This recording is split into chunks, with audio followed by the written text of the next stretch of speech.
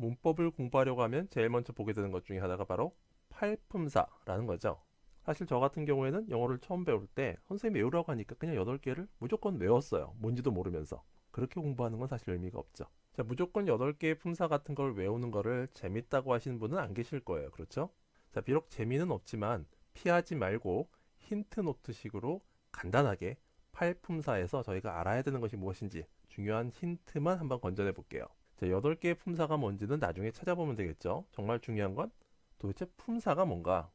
자, 품사는 단어 개념입니다. 단어. 문장이 아니고요. 단어 개념이에요.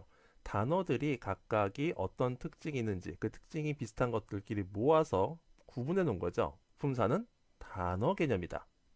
자, 저희가 그래서 힌트노트에서는 품사를 단어의 신분증이라고 말씀을 드렸어요. 이게 무슨 말이냐면 품사를 알면 그 단어가 어떤 역할을 할 수 있는지, 어떤 특징이 있는지를 알 수 있다는 거죠. 자, 그렇다면 저희가 왜 품사를 알아야 되는지, 품사를 공부한 이유가 명확해지는 거죠. 처음 보는 단어라도 그 단어의 품사가 뭔지를 알면 그 단어를 어떻게 쓰면 되는지를 대충 짐작할 수 있기 때문입니다. 단어는 품사마다 자기가 할 수 있는 역할이 정해져 있거든요. 형용사 단어가 동사 역할을 할 수가 없어요. 동사 단어는 동사 단어만이 할 수 있는 역할이 따로 있습니다. 그래서 저희가 품사를 공부하는 거죠. 자, 그렇다면 저희가 8개의 품사를 다 외우고 단어마다 각각의 품사를 다 외워야 된단 말인가? 그렇진 않습니다. 품사라는 개념을 잡고 있으면 그 개념을 정확히 아는 것만으로도 상당 부분이 저절로 해결이 됩니다. 물론 간혹 헷갈리는 품사의 단어들도 있고 사전을 찾아서 품사를 확인해 봐야 되는 경우도 있지만 많은 경우에 있어서 문장 구조를 딱 보면 혹은 그 단어의 생김새만 봐도 아, 이 단어는 품사가 뭐겠구나라는 것을 상당히 정확하게 짐작할 수가 있거든요. 자, 그리고 8개의 품사 중에서 8개 몽땅 다 기계적으로 기억하기보다는 일단 4개의 품사를 기억해 둘 필요가 있는데요. 그것도 이런 형태로 기억해 두시면 도움이 됩니다. 동사에서 명사, 형사, 부사. 동사, 명사, 형사, 부사라는 품사 4개를 기억해 두시는데 동사를 앞에 두시고 화살표, 명사, 형용사, 부사. 일단 이렇게 기억을 해두세요. 뒤에 문법을 공부하실 때 이렇게 기억해둔 4개의 품사가 문법 개념을 이해하실 때 굉장히 큰 도움이 될 겁니다.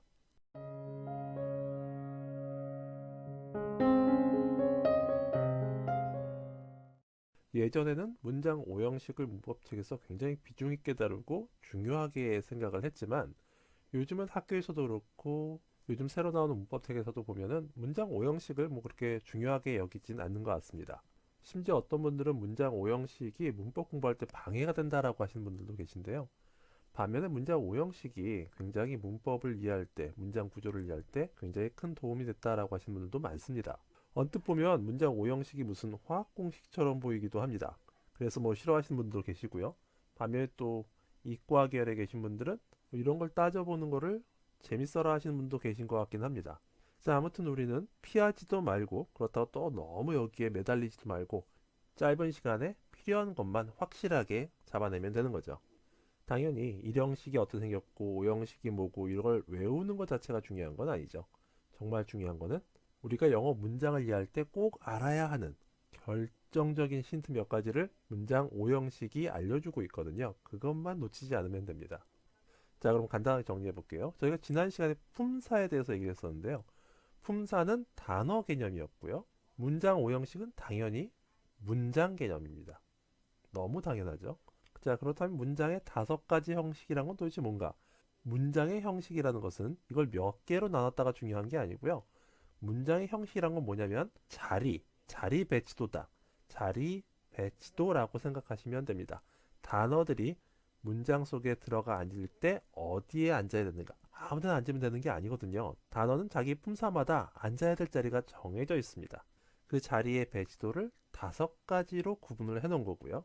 여기서 많은 분들이 오해하시는 것이 그럼 자리가 굉장히 많고 복잡할 것 같다라고 생각하시는데 전혀 그렇지 않고요. 문장 오형식에 등장하는 자리, 단어가 들어가 있는 자리는 딱 4개밖에 없어요.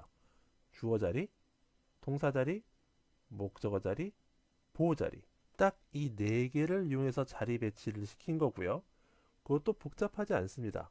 동사 뒤에 동사 자리 뒤에 뭐가 나오느냐에 따라서 5가지로 구분해 놓은 것 뿐입니다. 다시 말해서 문장 5형식의 분류 기준은 동사입니다. 동사 뒤에 뭐가 있는가를 보고 5가지로 구분한 거고요. 자, 그리고 제가 시작할 때 문장 5형식이 저에게 알려주는 가장 결정적인 힌트가 있다고 했는데요. 그게 뭘까요?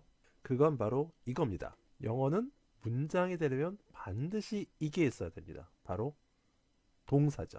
동사가 반드시 하나가 있어야 됩니다. 동사가 2개일 수도 없어요. 반드시 동사가 하나가 있어야 합니다. 문장 5형식도 바로 그 동사를 기준으로 해서 분류를 한 거죠.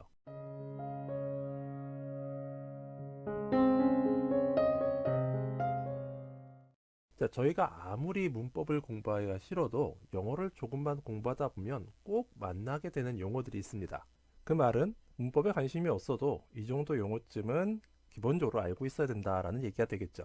바로 동사, 명사, 형용사, 부사, 주어, 동사, 목적어, 보어, 바로 이런 용어들인데요.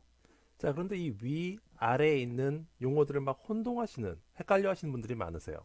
자, 위에 있는 용어들, 동사, 명사, 형용사, 부사는 품사입니다.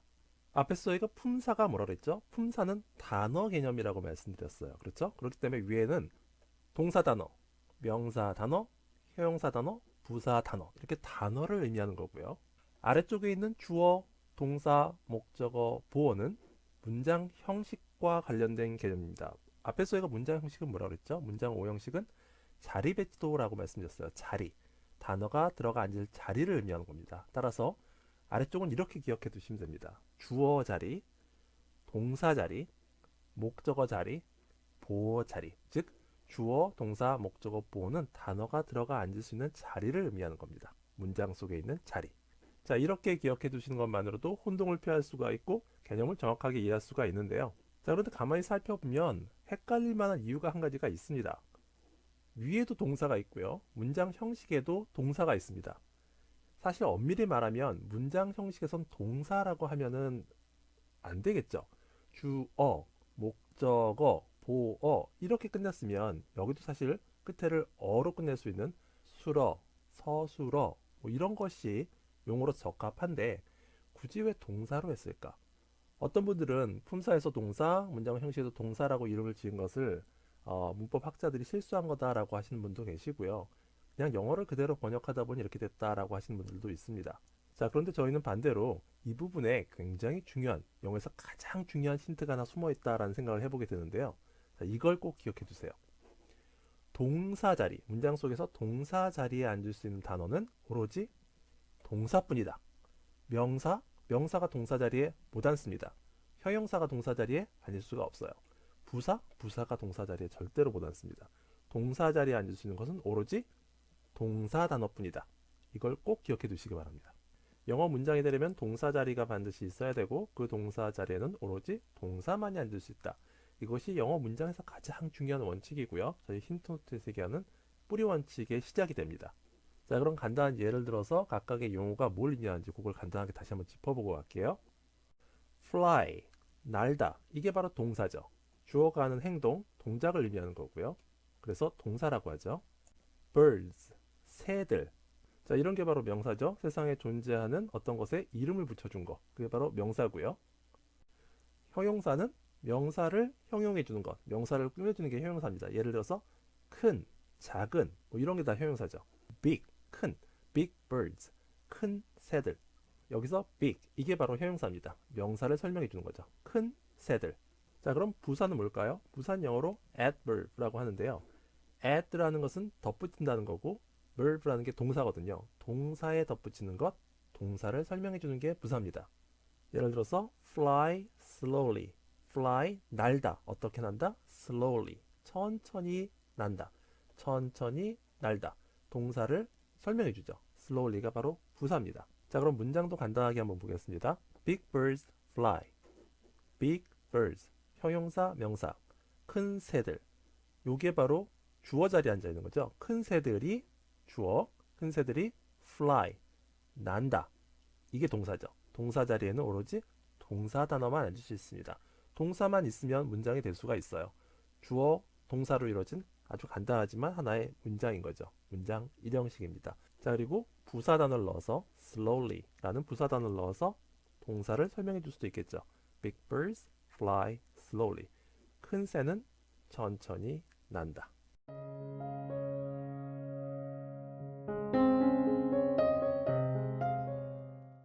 자, 지난 시간까지 저희는 단어 개념인 품사, 그리고 문장 개념인 문장 오형식을 공부해 봤는데요. 오늘은 시제입니다. 영어의 시제 그러면 12시제, 12가지 시제를 제일 먼저 저희가 떠올리게 되는데요. 자, 그렇다면 영어에서는 이 12가지 시제로 모든 시제를 다 나타낼 수 있는 걸까요?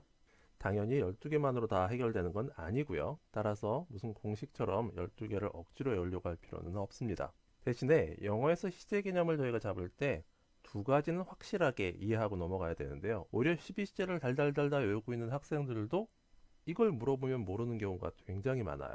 자, 첫 번째 질문은 바로 이겁니다. 영어는 시제를 어디서 표현할까요? 영어는 시제를 동사 자리에서 표현합니다. 그렇죠? 12가지 시제도 살펴보면 다 동사 자리의 모양을 보여주고 있는 거잖아요. 정작 12시제를 열심히 외우면서도 시제가 어디서 표현되는지를 놓치고 지나가면 안 되겠죠. 영어는 시제를 동사 자리에서 표현합니다. 자, 제가 동사라고 안 하고 동사 자리라고 한 것도 기억해 두시기 바랍니다. 자, 그리고 두 번째 질문. 영어는 시제로 도대체 뭘 표현하는 걸까요? 자, 바꿔 말해서 영어는 시제를 통해서 꼭 전달해야 되는 게 뭘까요? 그리고 시제를 통해서 전달할 수 있는 건 또 뭘까요? 질문이 좀 어려울 수 있는데요. 저희는 힌트노트에서 시제를 정의할 때 완벽한 건 아니지만 시제를 좀 더 쉽게 이해할 수 있도록 두 가지가 영어에서는 시제에서 핵심이 된다라고 말씀을 드리고 있는데 그 두 가지는 바로 시점과 순서입니다. 영어는 시제를 통해서 첫 번째, 시점은 반드시 전달해야 돼요. 반드시 시점, 말하고자 하는 그 사건의 시점이 반드시 전달돼야 되고요. 필요에 따라서는 시제로 순서를 표현해 줄 수가 있습니다. 자, 시점이란 용어가 좀 괜히 막연하고 어려운데요. 사실 별거 아닙니다. 시점이란 거는 현재, 과거, 미래 이 세 가지 중 하나가 분명하게 전달돼야 된다는 거예요. 지금 그렇다는 건지, 예전에 그랬다는 건지, 앞으로 그렇다는 건지, 지금 한다는 건지, 했다는 건지, 할 거라는 건지, 샀다는 건지, 살 거라는 건지, 이게 동사 자리에서 정확하게 전달돼야 된다는 거죠. 생각해보면 너무 당연한 거죠. 현재인지 과거인지 미래인지는 당연히 정확하게 전달돼야 합니다. 근데 저희가 실수하기 참 쉽잖아요. 영어로 말하다 보면 그냥 현재 시제로만 말하는 경우가 되게 많아요. 그런 실수를 하지 말아야겠죠. 과거면 분명히 과거로. 자, 결국 영어의 12시제는 이 시점을 나타내는 현재, 과거, 미래라는 것과 진행, 완료라는 것의 결합으로 12개가 만들어지는 거거든요. 뭐 진행이라는 시제는 뭐 직관적으로 이해하는데 큰 어려움은 없죠. 물론 이것도 깊이 들어가면 공부할 부분이 많이 있지만 뭐 그렇게 어렵게 느껴지진 않으실 거예요. 근데 문제는 이겁니다. 완료 시제, 완료라는 개념. 많은 분들이 완료 그러니까 이게 과거하고 막 혼동되거든요. 끝났으니까 과거 아닌가? 왜 완료 시제라는 게 따로 있지? 이 어렵다는 완료 개념을 정확하게 너무나도 쉽게 이해할 수 있는 힌트가 바로 두 번째, 순서라는 개념에 있습니다. 영어는 시제를 통해서 순서, 동사 자리에서 사건의 순서를 나타내 줄 수가 있어요. 완료도 바로 순서 개념입니다. 완료는 시점이 아니고요. 완료는 순서 개념입니다. 자, 완료가 순서 개념이라는 게 무슨 말이냐면요. 완료로 표현되면, 완료라는 구조로 표현되면 내가 말하려는 그 시점보다 먼저다. 완료는 순서상 먼저 일어난 사건이다 라는 것을 알려주는 구조라는 거예요. 자, 아마도 일반적인 문법책에서는 시제를 시점과 순서 개념으로 나눠서 설명하는 경우는 별로 없을 거예요. 저희가 이렇게 힌트노트에서 큰 윤곽을 잡기 위해서 좀 단순화시킨 건데요. 자, 그럼 실제로 완료 개념을 이해하기가 편한지 현재 완료를 설명한 강의 일부를 잠깐 들어보도록 하겠습니다. 현재 완료, 현재라는 부분은 시점을 알려준다 그랬죠. 말하려는 시제가 현재입니다. 현재 완료는 과거가 아닙니다. 말하고 싶은 시점은 현재예요. 현재에 어떻다라는 얘기를 하고 싶은 거예요. 왜 완료 구조, have 플러스 pp 구조를 썼느냐? 내가 말하려는 그 사건, 동작이 시점, 현재 시점보다 먼저 발생했다라는 걸 분명하게, 그 순서를 분명하게 밝히기 위해서라는 거죠. I have known him for 10 years. 내가 그 사람을 알고 있어요. 지금 알고 있는 거죠. 그죠? 근데 그냥 현재 시제로 표현하지 않고 I know him 이라고 하지 않고 I have known him 이라고 have 플러스 pp로 굳이 표현한 이유는 뭐냐면 내가 현재 지금 알고 있는데 그를 알게 된 건 지금부터 알게 된 게 아니라 이미 그 전부터, 이미 전부터 알고 있었다. 그걸 분명하게 표현해 주기 위해서 have 플러스 pp 구조를 썼다는 거죠. 자, 이렇게 완료를 순서 개념, 완료를 순서 개념으로 이해해 두시면 실제로 12시제의 절반인 6개, 절반인 6개가 완료 시제거든요. 그 완료 시제를 훨씬 더 쉽게 이해하실 수가 있을 거예요. 자, 이렇게 영어의 시제를 시점과 순서라는 개념으로 딱 잡고 보시면 각각의 12개의 시제를 살펴보시는 것도 재미있을 거예요. 자, 그리고 재미난 것 하나 더. 영어의 시제가 동사가 아니고요. 동사 자리에서 표현된다라는 말씀을 드렸잖아요. 동사를 가지고 표현하는 건 맞아요. 그죠? 근데 영어는 동사를 가지고 표현할 수 있는 시제가 두 개밖에 없습니다. 동사 하나로 표현할 수 있는 시제는 현재와 과거밖에 없어요. 미래 시제도 동사 하나 갖고 표현 못합니다. 진행도 그렇고요. 완료 시제도 그렇습니다. 12시제를 저희가 공부하고 있지만 정작 동사 하나로 표현할 수 있는, 동사 단어 하나로 표현할 수 있는 시제는 두 개밖에 없다. 자, 이게 왜 중요할까요? 저희 힌트노트의 뿌리 원칙을 공부하신 분들은 뿌리 원칙을 아신다면 이 12가지 시제가 표현된 동사 자리 구조가 마구잡이로 막 만들어낸 게 아니고요. 어떤 원칙을 잘 지켜 만든 구조구나 라는 게 보이실 거예요.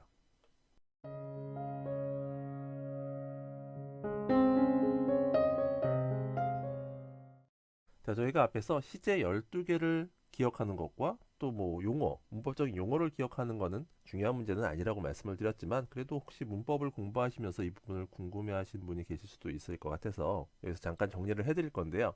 근데 이 과정에서 더 중요한 건 바로 이겁니다. 저희가 시제는 동사 자리, 동사 자리에서 표현된다고 말씀을 드렸고요. 그 동사 자리에서 표현되는 시제의 구조, 모양이 그냥 마구잡이로 아무렇게나 만들어낸 게 아니라는 거죠. 어떤 간단한 원칙을 지켜 만들어낸 구조구나 라는 걸 아는 게 가장 중요한데요. 그때 그 원칙이라는 건 뭐냐면 저희가 힌트노트에서 소개했던 바로 그 뿌리 원칙입니다. 자, 그럼 12개의 시제를 하나하나 그 원칙에 맞춰서 한번 살펴볼게요. 자, 저희가 앞에서 동사로 나타낼 수 있는, 동사 혼자서 나타낼 수 있는 시제는 두 개밖에 없다 그랬습니다. 바로 현재와 과거죠. 먹다, 먹었다. 자, 미래 시제는 동사 혼자 안 돼요. 그래서 도움을 받아야 되는데요. 자, 이때 동사 앞에서 동사를 도와주는 걸 뭐라고 그러죠? 동사의 조수, 조동사입니다. 조동사는 동사가 아니에요. 동사를 도와준 조수이기 때문에 이 조수가 동사 앞에 나와주면 동사는 엄청나게 편해집니다. 조수가 있으니까요. 동사는 그냥 그 원래 동사 모양 그대로 나와주면 끝.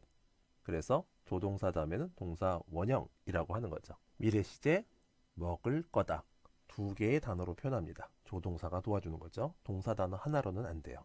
자, 그리고 진행 시제. 진행 시제, 뭐뭐 하고 있는 중이다라는 의미를 담아내는 진행 시제도 동사 하나로는 표현할 수가 없어요. 그래서 비동사의 도움을 받는데요. 근데 여기서 중요한 건 이거죠. 동사를 두 번 쓸 수 있다? 없다? 없죠. 뿌리 동사 딱 하나만 나와야 됩니다. 그렇기 때문에 동사를 두 번 쓸 때는 어떻게 해야 되죠? 뒤에 나온 동사는 반드시 변신하는 거죠. 진행 시제를 표현하기 위해서 ing로 변신하는 구조를 선택한 거죠. 뿌리 동사는 비동사고요. 뒤에 나온 동사를 ing를 붙여서 변신시킵니다. 그렇게 만든 진행형 구조가 현재 진행, 과거 진행, 미래 진행인 거죠. 자, 완료 구조도 마찬가지입니다. 완료라는 시제도 동사 하나로는 안 돼요. 그래서 선택한 동사가 바로 have 동사고요. have 동사와 함께 나타내는데 동사를 두 번 쓸 수 없기 때문에 have it 이렇게는 안 되는 거죠. 그래서 뒤에 나온 동사를 변신시키는데 이때 ed 변신, 과거 분사로 변신을 시킵니다. 그렇게 해서 만들어낸 구조가 현재 완료, 과거 완료, 미래 완료인 거죠. 자, 이제 12개 중에 3개가 남았는데요. 아마 문법 용어를 공부하실 때 이 부분에서 막혔던 분들이 많을 거예요. 용어에서 오는 논리적인 모순이죠. 완료, 끝났다라는 개념과 여전히 하고 있다는 진행이 상충되기 때문에 말이 안 된다라고 느껴지죠.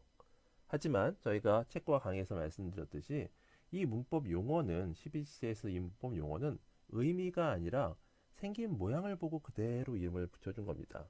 have 동사가 현재니까 현재, have 플러스 pp니까 완료, be 플러스 ing 진행 이렇게 그냥 이름을 모양을 보고 그대로 붙여준 거고요. 그렇다면 이 구조에서 의미는 어떻게 파악을 해야 되느냐? 완료를 저희가 앞에서 말씀드린 대로 끝났다가 아니라 순서의 개념, 완료는 순서의 개념이다라고 이해를 하시면 영어 CBC에서 완료 진행이라는 시제도 어렵지 않게 이해할 수 있다라는 말씀을 드렸었어요. 자, 이 각각의 의미는 완료를 순서의 개념으로 이해하고 의미를 파악할 수 있다라는 걸 꼭 기억해 두시고요. 자, 오늘은 저희가 이 구조가 뿌리 원칙을 지켜 만든 구조가 맞는가를 보고 있는 거잖아요. 한번 볼게요. have 동사가 뿌리 동사고요. 뒤에 나온 동사들은 비동사는 과거 분사로, 그 뒤는 ing 변신으로.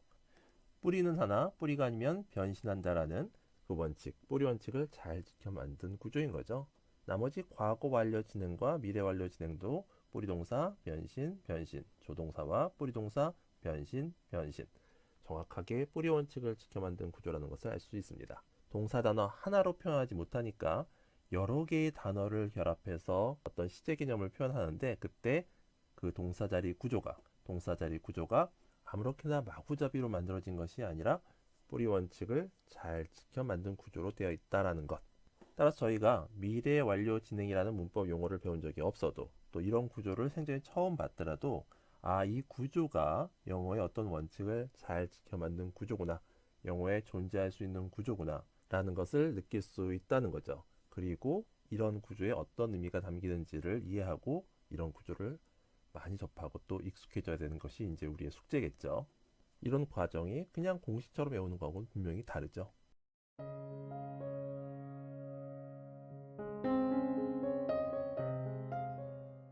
자, 서양 사람들은 기본적으로 분류를 하고 범주를 나누는 것을 좋아합니다. 자, 그렇다면 동사는 몇 가지로 분류가 될까요? 동사는 어떻게 분류할까요? 자, 이미 저희가 앞에서 한번 해봤어요. 그렇죠? 기본적으로 동사는 5가지로 분류를 할 수가 있습니다. 그런데 이 사람들이 또 복잡한 걸 싫어해요. 그래서 이왕이면 더 단순하게 분류를 하고 싶어 합니다. 그래서 동사를 이거보다 더 단순하게, 더 간단하게 분류하는 방법이 있는데요. 그건 바로 동사를 2가지로 분류를 하는 겁니다. 아마 문장 오형식은 몰라도 이 2개는 아셔야 될 거예요. 사전에서도 이건 꼭 표시가 되어 있거든요. VI, VT 이렇게요. 그게 바로 자동사와 타동사죠. 영어의 모든 동사는 둘 중 하나다. 자동사이거나 타동사다. 자, 이렇게 보면 정말 단순하고 쉬워 보이죠? 둘 중 하나인 거죠. 자동사거나 타동사. 자, 자동사와 타동사라는 개념도 어려울 건 하나도 없습니다. 자동사는요, 동사 뒤에 목적어가 나오지 않는 동사가 자동사예요. 그러니까 저희가 문장 5형식에서 1형식과 2형식을 묶어서 자동사로 보는 거죠. 타동사는 뒤에 목적어가 나오는 동사가 타동사입니다. 따라서 문장 5형식에서 3형식, 4형식, 5형식 동사를 묶어서 타동사라고 보는 거죠. 개념은 아주 단순하고 어려울 게 하나도 없습니다. 근데 정작 문제는 뭐냐면 자동사와 타동사로 명확하게 구분되는 동사도 있지만, 어떤 동사는 우리말로 풀어보면 타동사 같은데 자동사로 쓰는 경우도 있고요. 자동사 같은데 타동사로 써야 되는 경우도 있고요. 그리고 대부분의 동사가 자동사도 되고 타동사도 되고, 같은 동사인데 자동사로 쓰일 때와 타동사로 쓰일 때가 의미가 또 달라지고, 그렇기 때문에 저희가 새로운 동사를 배울 때마다 이 동사를 자동사로 써도 되는지 타동사로 써야 하는지 이걸 구분하기가 쉽지 않다는 거예요. 자, 이게 도대체 무슨 소린가 하시는 분도 계시겠지만, 자타동사 때문에 고생을 한번 해보신 분들은 자, 이게 단순하다고 단순한 게 아니구나 라는 거를 아실 겁니다. 자, 그렇다고 자동사, 타동사가 쓸모없는 개념은 아니고요. 저희를 어렵게 하기만 하는 개념은 아니고요. 방향을 잡아주는 거죠. 저희가 동사를 배울 때 어떻게 배워야 되냐면, 기본적으로 영어 동사를 배울 때 그 동사 뒤에 목적어를 쓰는가, 목적어를 바로 표현하는가, 안 하는가, 이거 정도는 집중해서 살펴봐야 된다. 바로 그런 가이드라인을 주는 거죠. 저희가 힌트노트 2005년 초판본에선 이런 말씀도 드렸어요. 막 복잡하면, 너무너무 복잡해서 헷갈리면 일단 타동사를 기준으로 삼는 것도 방법이라고 말씀을 드렸어요. 동사 다음에는 목적어가 나온다라고 예상을 하라는 거죠. 그런데 어떤 동사들은 안 나오더라, 특이하네 하고 접근을 해본다. 어차피 둘 중 하나고 뒤에 명사가 나오냐 목적어가 나오느냐 안 나오느냐에 따라서 의미가 달라지는 거니까요. 기준을 잡는 게 일단 중요할 수 있습니다. 자, 그리고 오늘은 한 걸음 더 나아가서, 자, 사실 이 부분이 오늘 강의에서 가장 중요한 핵심이 될 건데요. 구조를 보고 자동사와 타동사를 이해할 수 있는 힌트, 그 한 가지 중요한 힌트를 살펴보도록 하겠습니다. 자, 저희가 살펴볼 동사는 fly, 날다라는 뜻을 갖고 있는 동사인데요. 자, 그래서 보통 문법책에서는 이런 예문을 보여줍니다. Birds fly. 새들이 난다. 목적어가 없으니까 당연히 자동사인 거죠. 의미도 새가 난다 라는 의미로 주어 스스로의 동작으로 끝. 영향을 받는 대상이 없는 자동사가 맞습니다. 자, 그런데 이런 표현도 있어요. fly birds. fly라는 동사 뒤에 명사, 목적어가 있습니다. 그러면 이때 fly라는 동사의 의미는 어떻게 될까요? 이건 엄연히 타동사 구조고요. 뒤에 fly라는 동사의 영향을 받는 대상, 목적어인 birds가 나왔습니다. 이때 fly라는 동사의 의미는 새를 날려보내다 라는 뜻이 됩니다. 새를 날려보내다. 자, 그러니까 저희가 자동사로만 알았던 fly라는 동사가 타동사로도 쓸 수 있고 타동사로 썼을 때는 의미가 살짝 바뀐다는 것을 알 수가 있는 거죠. 자, 그럼 fly라는 동사가 타동사로 쓸 수 있으니까 무조건 뒤에 명사 아무거나 갖다 놔도 될까요? 자, 예를 들어서 fly라는 동사의 목적으로 the mountain, 산이 목적으로 올 수 있을까요? 새들이 산을 번쩍 들어서 날려버리다? 뭐 만화에서 나올 수 있지만 상식적으로 의미가 통하지 않죠. fly라는 동사와 the mountain이라는 명사를 이렇게 나란히 사용할 수는 없습니다. 타동사 구조로 쓰는 건 불가능하다는 거죠. 의미가 통하지 않으니까요. 자, 그럼 이럴 땐 어떻게 할까요? 저희가 힌트노트와 강의에서 영어는 나열하고 연결하는 언어다라는 말씀을 드린 적이 있어요. 자, 이렇게 의미적으로 연결이 안 돼서 나란하게 둘 수 없는 경우에 두 개의 단어를 연결해 줄 수 있는 것이 영어에 있습니다. 그게 뭘까요? 바로 전치사입니다. 자, 몇 가지 예를 들어 볼게요. 자, 이렇게 fly라는 동사와 the mountain이라는 명사를 중간에서 over라는 전치사가 연결해 주면 어떻게 될까요? 새가 산 너머로 날아간다. 의미가 통하죠. 전치사가 fly라는 동사와 the mountain이라는 명사를 의미적으로 연결을 해줄 수가 있습니다. 자, 그럼 다른 전치사를 한번 써볼게요. 자, 이번엔 into로 연결했습니다. Birds fly into the mountain. 새들이 산 속으로 날아간다. 자, 이렇게 보니까 전치사가 왜 필요하고 또 전치사가 어떤 역할을 하는지 명확해지죠. 자, 물론 저희가 문법을 공부하면서 자동사와 타동사를 구분해서 외워야 하는 경우도 있지만 구조를 보면 그때 이 동사가 어떤 의미로 사용된 동사인지를 짐작할 수 있는 경우가 굉장히 많이 있습니다. 자, 사실 원어민들도 모든 동사 단어를 다 아는 건 아니겠죠.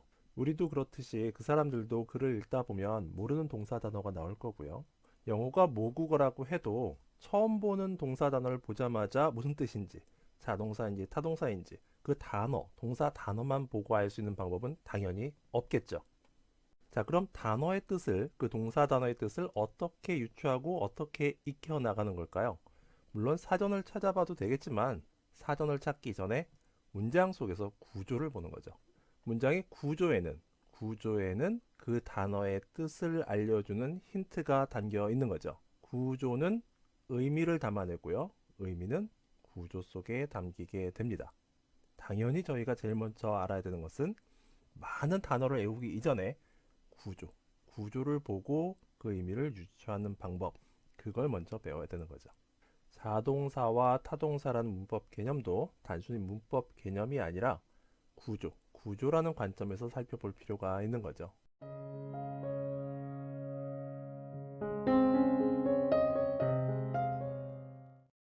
자, 지금까지 저희는 팔품사, 문장 5형식, 12시제, 자동사와 타동사, 그리고 오늘 동명사, 분사, 부정사까지 다룰 예정인데요. 여기까지 하고 나면 일반적인 문법 체계의 절반 이상은 끝낸 거고요. 특히 팔품사, 문장 5형식, 12시제 같은 경우는 사실 이 부분은 요즘 문법 책이나 문법 강의에서 웬만하면은 피해가고 싶어하는 그런 부분이기도 합니다. 사실 딱딱하고 재미가 없죠. 하지만 이 부분의 핵심만 잘 이해하고 나면 바로 영어에서 하나의 문장을 만드는 가장 큰 틀을 이해한 거거든요. 그럼 이제 남은 게 뭐가 있을까요? 하나의 영어 문장의 구조를 이해할 수 있으니까 그 다음에는 문장과 문장을 연결하는 것만 배우면 끝이죠. 그러면 문법은 사실 거기서 큰 틀은 끝난 겁니다. 자, 그래서 품사에서 시작해서 오늘 다룰 동명사, 분사, 부정사까지 끝내고 나면 영어에서 하나의 문장을 이해할 때 꼭 필요한 가장 큰 틀을 문법적으로 완성하게 됩니다. 자, 아마도 어떤 분들은 하나의 문장 개념을 얘기하는데 왜 동명사, 분사, 부정사까지 포함해서 설명하는가라고 이상하다라는 생각을 하시는 분들이 분명히 계실 거예요. 자, 그 부분은 힌트노트의 뿌리 원칙과도 아주 밀접하게 관련이 있는데요. 그 부분 뒤에서 한번 말씀드리기로 하고요. 그리고 또 한 가지 재미난 사실, 저희가 동명사, 분사, 부정사를 정확하게 이해하기 위해서는 저희가 제일 처음 다루었던 팔품사, 바로 품사 개념에서 출발을 해야 된다는 사실입니다. 자, 그럼 이제부터 동명사, 분사, 부정사를 묶어서 한 방에 이해하는데 품사라는 개념이 왜 필요한지 그 부분을 한번 살펴보도록 하겠습니다. 자, 우선 저희가 팔품사, 8개의 품사가 아니고요. 4개의 품사만 먼저 이렇게 외워주세요 라고 말씀드린 이유가 있구나라는 걸 이해해 주셔야 됩니다. 저희가 동명사, 분사, 부정사를 이해할 때 필요한 것은 바로 이 4개의 품사예요. 자, 배경을 간단하게 설명드릴게요. 이 4개의 품사를 언어학에서는 의미어라고 합니다. 의미를 담아내는 단어라는 뜻이죠. 물론 전치사나 접속사 같은 것도 간단하게 의미를 담아낼 수는 있지만 전치사나 접속사 같은 거는 의미어라기보다는 기능어, 어떤 역할, 연결을 해주는 단어와 단어를 문장과 문장을 연결해주는 역할을 한다 해서 기능어라고 하고요. 그리고 무엇보다 우리가 의미어에서 집중해야 되는 특징 중에 하나는요. 이런 의미어가 엄청나게 많이 필요하다는 거예요. 언어가 언어로서 존재하려면 엄청나게 많은 명사, 형용사, 부사 단어가 필요해요. 전치사 접속사도 꽤 양이 되지만 그게 몇백 개, 몇천 개 되는 건 아니거든요. 하지만 명사, 형용사, 부사는 몇백 개, 몇천 개, 몇만 개 그 이상의 단어가 필요하고 앞으로도 계속 새로운 명사, 형용사, 부사 단어는 또 만들어질 거예요. 자, 그런데 여기에 문제점이 한 가지가 있습니다. 단어가 너무 많이 생기면 그걸 다 외워서 사용하려면 너무 어렵잖아요. 그렇죠? 새로운 명사 단어, 형용사 단어, 부사 단어가 생길 때마다 그걸 다 외워서 해야겠지만 가능하면 좀 쉽게 명사나 형용사 단어, 부사 단어를 만들어낼 수 있는 방법이 필요하겠죠. 여러 가지 방법이 있지만 영어에서 가장 쉽게 명사와 형용사, 부사 단어를 만들어내는 방법이 한 가지 있는데요. 그건 바로 동사를 변신시켜서 동사를 명사처럼, 형용사처럼, 부사처럼 쓰는 방법입니다. 새로운 단어를 만들어내는 게 아니고요. 기존에 있던 단어인 동사 단어를 변신시켜서 명사처럼 쓸 수가 있어요. 자, 예를 들어서 저희가 독서라는 명사 단어를 만들고 싶어요. 물론 근사하게 새로운 단어를 하나 만들어내도 되지만 더 쉬운 방법은 뭘까요? 기존에 있던 읽다라는 의미의 read라는 동사 단어를 변신시켜서 명사인 독서라는 단어를 만들어낼 수 있다는 거죠. 동사 뒤에 ing를 붙여서 reading이라고 하면은 독서라는 의미의 명사 단어가 만들어지는 거고요. 동사를 변신시켜서 명사로 사용한다라고 해서 이런 걸 바로 동명사라고 하는 거죠. 자, 그렇다면 나머지 분사나 부정사도 원리는 동일하겠죠. 동사를 변신시켜서 동사가 아닌 다른 품사의 단어로 사용하고 싶은 거예요. 예를 들어서 변하다라는 change라는 영어 동사 단어가 있잖아요. 그런데 변하는 상황, 변하는 혹은 변화된 상황, 변하는, 변화된이라는 형용사 단어가 필요하잖아요. 이런 단어를 새로운 단어를 만들어도 되지만 동사 단어를 변신시켜서 쉽게 형용사 단어로 쓸 수 있는 방법이 있다는 거죠. 그게 바로 분사입니다. 분사에는 두 가지가 있어요. 현재 분사, 과거 분사. changing situation, 변화하는 상황. changed situation, 변화된 상황. 자, 그렇다면 부정사의 정체는 뭘까요? 같은 논리로 부정사의 정체와 어떤 역할을 할 수 있는지를 부정사는 직접 한번 정리를 해보세요.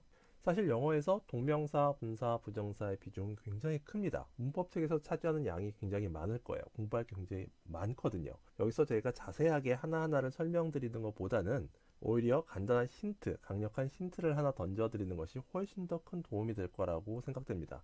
왜냐하면 저 같은 경우에 옛날에 이 부분을 굉장히 열심히 공부를 해봤는데 양이 너무 많다 보니까 공부를 하다가 중간에 방향을 잃게 되더라고요. 방향을 먼저 분명히 잡아놓고 차근차근 하나씩 살펴보시기 바랍니다. 분명히 쉽게 굉장히 빠르게 이해하실 수 있을 거예요.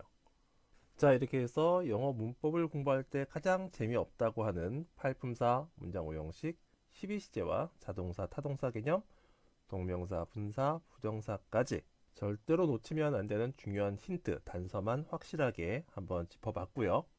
자, 이 정도 방향만 잡아놔도 저희의 문법 강의를 들으실 때나 혹은 전혀 다른 문법책을 보실 때도 분명히 많은 도움이 되실 거예요. 문법은 굉장히 중요하지만 문법에 너무 많은 시간을 투자하는 것은 득보다는 실이 더 많은 것 같아요. 반드시 알아야 되는 것만 확실하게 큰 틀만 짜임새 있게 정리를 해두고 여러분들은 영어를 언어답게 좀 더 편하게 빠르게 그렇게 습득하실 수 있으면 좋겠습니다.